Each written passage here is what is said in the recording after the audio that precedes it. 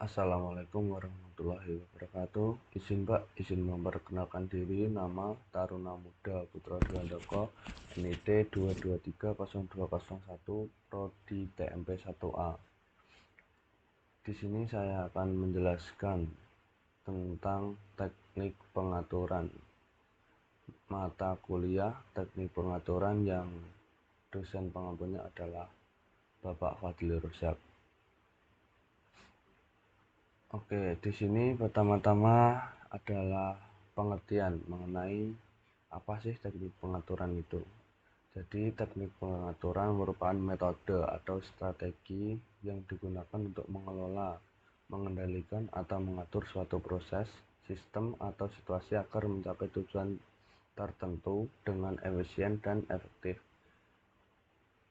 Teknik pengaturan sendiri dilaksanakan berlandaskan dasar-dasar teknik umpan balik atau feedback dan analisa sistem secara linier dan dengan memadukan konsep-konsep teori jaringan atau network teori dan teori komunikasi. Di dalam teknik pengaturan terdapat teknik kendali dan teknik otomatis atau teknik otomatik. Teknik kendali merupakan ilmu yang mengkaji tentang kestabilan sebuah sistem yang mensyaratkan pengetahuan secara mendalam mengenai sistemnya, selama diketahui masukan atau input plus keluarannya atau outputnya. Yang kedua ada teknik otomatis atau otomatik, yang merupakan sebuah aplikasi teknik kendali yang mengoptimalkan penggunaan mesin, peran sistem kendali maupun teknologi informasi untuk mencapai titik optimal dalam sebuah proses produksi atau manufaktur. Selanjutnya ada sistem kendali, yang merupakan sekumpulan beberapa komponen fisik yang dipadu menjadi satu sehingga mampu melaksanakan pengaturan sistemnya sendiri maupun sistem yang berada di luarnya. Sistem kendali sendiri dapat disebut juga dengan sistem pengendalian, sistem pengontrolan, teknik kontrol, ataupun dapat juga disebut dengan teknik pengaturan. Tujuan dari sebuah pengontrolan adalah untuk mengendalikan keluaran dengan berbagai masukan yang tertentu dengan mengatur unsur-unsur sistem kendalinya.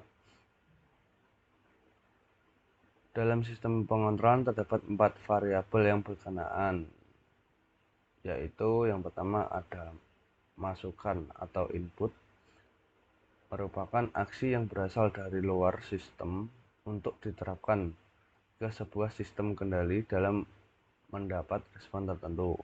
Yang kedua ada keluaran atau output, yaitu reaksi sebenarnya yang diperoleh dari sebuah proses pengontrolan. Yang ketiga ada sistem, dan yang terakhir ada proses.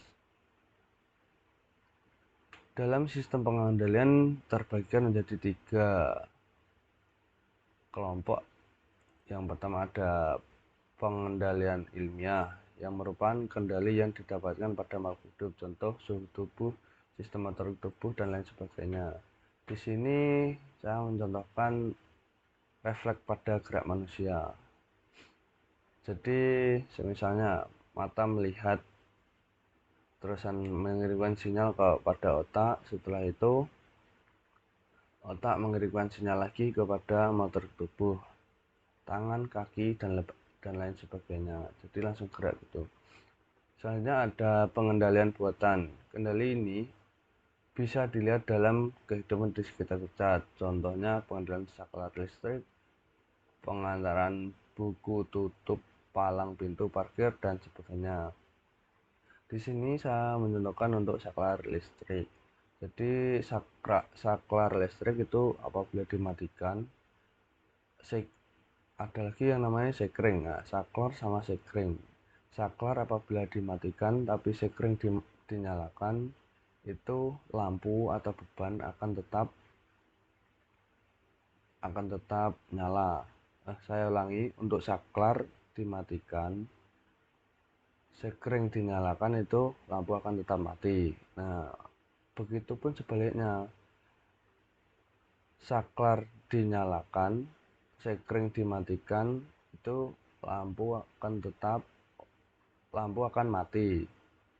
Nah, jadi harus berkesinambungan atau bersangkutan. Jadi kalau misalnya sekring nyala, ini juga harus nyala saklarnya. Kalau saklarnya nyala, sekringnya juga harus nyala. Jadi ada kaitannya. Yang ketiga ada blended control, sistem kendali perpaduan antara alamiah dan buatan. Contoh pengendalian arah kendaraan dan juga pompa jantung buatan. Untuk yang saklar tadi, saklar dinyalakan, sekring juga harus nyala. Kalau sekringnya dimatikan, saklarnya dimatikan, itu lampu mati. Kalau sekringnya dinyalakan, saklarnya itu dimatikan, maka lampu mati. Ininya kalau saklar itu berkaitan atau berkesinambungan dengan sekringnya. Oke, selanjutnya ada pengelompokan sistem kendali.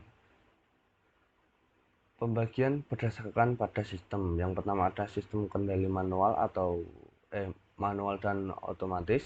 Yang kedua ada sistem kendali simpel terbuka dan tertutup. Yang ketiga ada sistem kendali continue dan discontinue.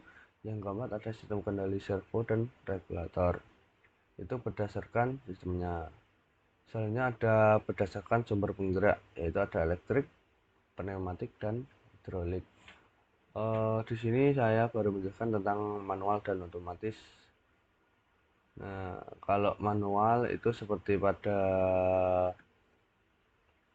air yang dituangkan menggunakan tangan, apabila penuh, otomatis mata akan mengirimkan sinyal kepada otak dan otak mengirimkan sinyal kepada gerak motorik dan akan mengangkatnya. Terus begitupun untuk otomatis. Kalau otomatis biasanya tinggal menggunakan kerannya saja. Selanjutnya ada contoh ilustrasi sistem kendali. Yang pertama ada contoh sistem pengontrol kecepatan. 1. Prinsip dasar dari governor Watt untuk mesin dilukiskan dengan diagram skematik. Yang kedua ada perangkat penyejuk ruangan atau air conditioning unit atau AC.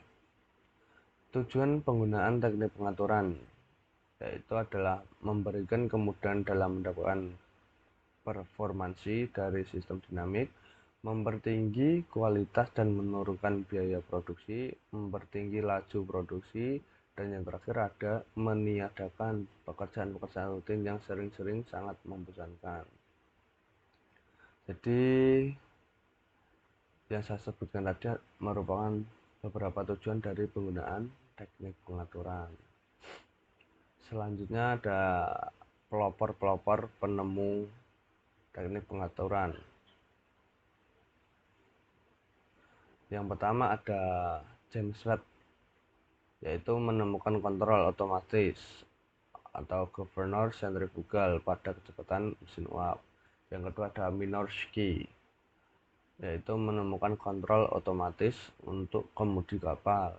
Yang ketiga ada Nyquist, yaitu mengembangkan suatu prosedur yang relatif sederhana untuk menentukan kestabilan sistem loop tertutup pada basis respon loop terbuka terhadap masukan aliran lunak steady state sinusoidal. Dan yang terakhir ada Hazen, memperkenalkan istilah servomekanisme untuk sistem kontrol posisi. Di samping merupakan gambar dari James Watt, bisa rekan-rekan lihat, ini adalah James Watt. Mungkin itu saja penjelasan atau paparan mengenai teknik pengaturan dari saya. Kurang lebihnya saya mohon maaf. Saya akhiri, wabillahi taufiq wal hidayah. Wassalamualaikum warahmatullahi wabarakatuh.